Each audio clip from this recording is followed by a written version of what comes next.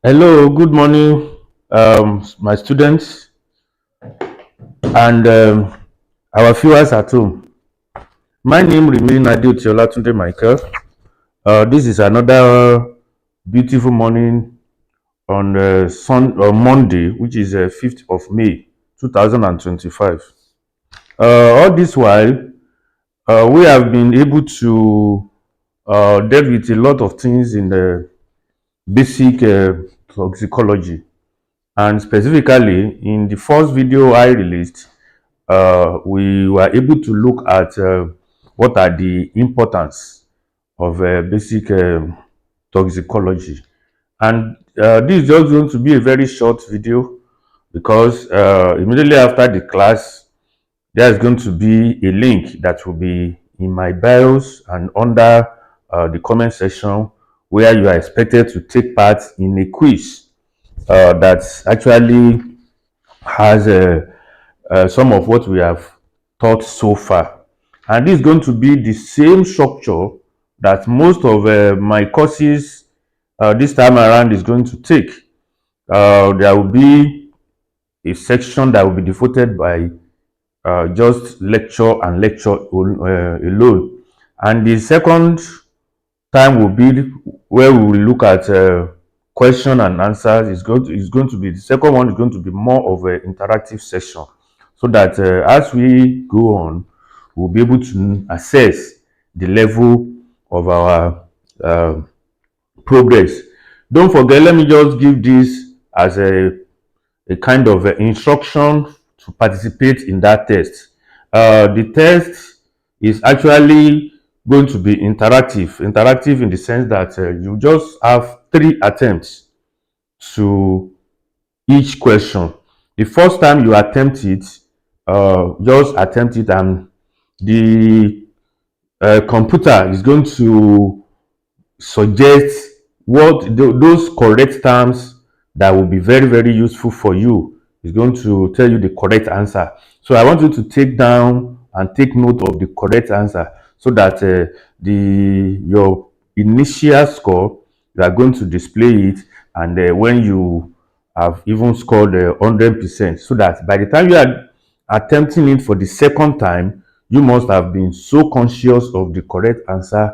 And I just want you to take it down because it is just going to be, it's not going to be it's not an exam per se, but just interactive question and answer session.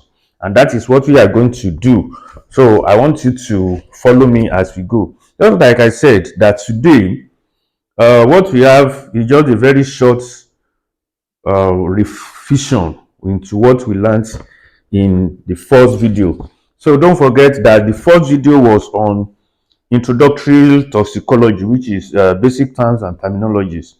And if you look at your screen, you will see a kind of a summary of some of those terms that you need to know. For example, what is toxicology? As you have it there, toxicology is nothing but the study of poison and the study of toxin, and which I told us that toxin is nothing but biological. When you have a poisonous substance that is coming from biological agents, the biological agents could be plants, it could be animal, it could be microorganism. So that is when we talk of a toxin. And I also explained to us that we, all of us, either consciously or unconsciously, we practice toxicology even before this class, because whenever you see somebody talking about expiry date, the person is just trying to be conscious of whether that food is actually fit to be consumed, so that it's not going to be poisonous, so to say. So that means we are, so whenever you are doing this, checking the expiry dates, one way or the other, you are conscious that too much of everything is bad. You are so conscious that you see some products whereby they say keep out of the reach of children. So all this you are doing unconsciously, you are practicing what is called toxicology. So that is a toxicology for us. Then also, You can define toxicology as I said, the science of studying toxin and its impacts. Science of studying poison as an impact, or the science of studying poisonous substances. So that is that. Then apart from that, I also made mention that there is a famous saying according to Paracelsus. What he said was that all substances are poisonous. So the dose is just what differentiates a poison from a remedy. So dose is very, very important, and that's why what dose it means is just the amount of exposure per unit time.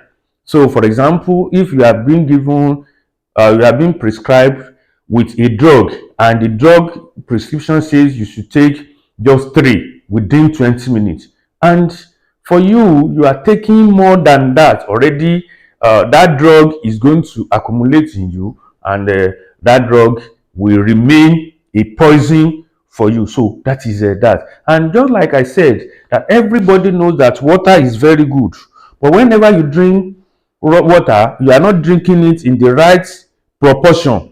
That is telling you that you are making that water, which is very, very essential, to become a poison. You are making it to become a toxin. You are making it to be toxic. So that is exactly what separates a poison from a remedy. Then also we also talk about drug, which I said overdose of any drug is poisonous. So you need to know that. Then we also look at the acute, which means the short-term effects of any substance. So sometimes that is the immediate effect that you see in the very few within the very few period that you must have consumed that poison. You are already seeing the effect. That is what is called acute. Whereas the opposite of acute is chronic. That is when the overall effect is going to be long. So that is that. And I also talk about toxicants, which I define as a toxic substance that is made by human activities or found in the environment. So pollution that contributes to pollution. So like any pollutant around us that is as a result of human activity is called a toxicant. An example of that is I made mention of pesticide, I made mention of industrial chemicals and some others like that. And just like I said, I also talked about poison, which is a substance that is able to cause any harm whenever it is being introduced into the body. So this can be natural or it can be synthetic. So I talked about dose response relationship, which I said the dose response relationship, this is the relationship between the amount of a substance and its effect in the body. So whenever you take it in low dose, it is going to be the effect is going to be little or no effect. But whenever you consume it, you take it in high dose, that is when it's going to become harmful or toxic. So that is why drinking one glass of water is very good. But whenever you take 20 glasses of water at a go, you will know that is not good. So, and I said, I also made mention of exposure, which I said exposure can be through three means. It could be through inhalation, that is as a result of breathing. Everybody must breathe. Everybody must respire. All organisms must respire. So what you are taking in, you must be so conscious of staying in an unpolluted environment, so that your inhalation is not going to be hampered with poison. So then it could also be as a result of so whenever you inhale, this is unconscious. You don't have, sometimes you might not have control over it because you must breathe. But the only control you can exercise in that is just to make sure that you stay in whenever the environment is very, very safe for you. If you want to be safe, make sure you stay in conducive environment. And that is one of the campaign that we expected from environmental biologists, that you should be able to make sure that at least you plant a tree wherever you could be. A tree, if a tree survives, it is that tree that will be absorbing all the toxic compounds or toxic substances around you. So please take note. Then it could be by ingestion. This one, it is what you have control over. You can control whatever you are going to take, eat, or whatever you are going to drink. It is very, very important. So that is why exposure could be as a result of an ingestion, that is through through eating or drinking. And the last one, which is by dermal, that is the one that can come through us. We are being exposed to a lot of environmental pollutants every time, that we don't actually need to heat. You can be so conscious that you are staying in a very safe environment that is not polluted. You can be so conscious that you control the amount or what you eat or what you drink. But sometimes, if you are not still very careful, what enters or come into your skin is also very, very important. So what do we mean by this derma? This is when we start making use of some some creams. You are rubbing making use of a carcinogenic cream in order to bleach, in order to take so all these that contains radiation, or all these that contains other carcinogenic materials, whenever you are using it to rub your skin, already you are getting yourself exposed to this. And we also made mention of LD50, which is a median leader dose. LD50 is the dose that is required to kill at least 50% of test organism. So when you have lower LD50, you are talking of something that is small. So the higher the dosage, the safer it becomes. Okay, so and we also talk about example. For example, cyanide has a lower LD40 than table salt. So that means table salt is higher because it is safer compared to when you have cyanide that has a very low LD50 that is making it to be more toxic. So we have explained. Then another thing is bioaccumulation, which I said is a build up. There's no way that you can build a building in just one day. This is as a result of a lot of accumulation of different materials. You join them together, you mold for example, now you want to build a very strong building, very fine building, fantastic building. What you actually need is just, the first thing is to gather the gravel together, you gather sand, you mix it with cement. After that, that's a stage. Another stage is that, then another time you will do a lot of evacuation, whereby you dig the ground, you do this. All this is what is going to accumulate to the level that it is going to be a building that everybody will see. So what you are saying in essence is, this is just to explain what we mean by bioaccumulation. That is a build-up. Bioaccumulation. You have accumulated it over a long period of time.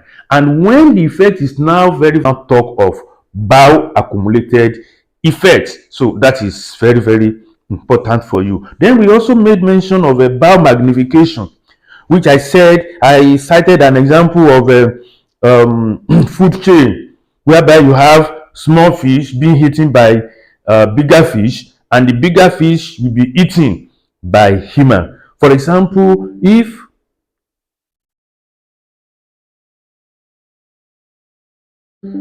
small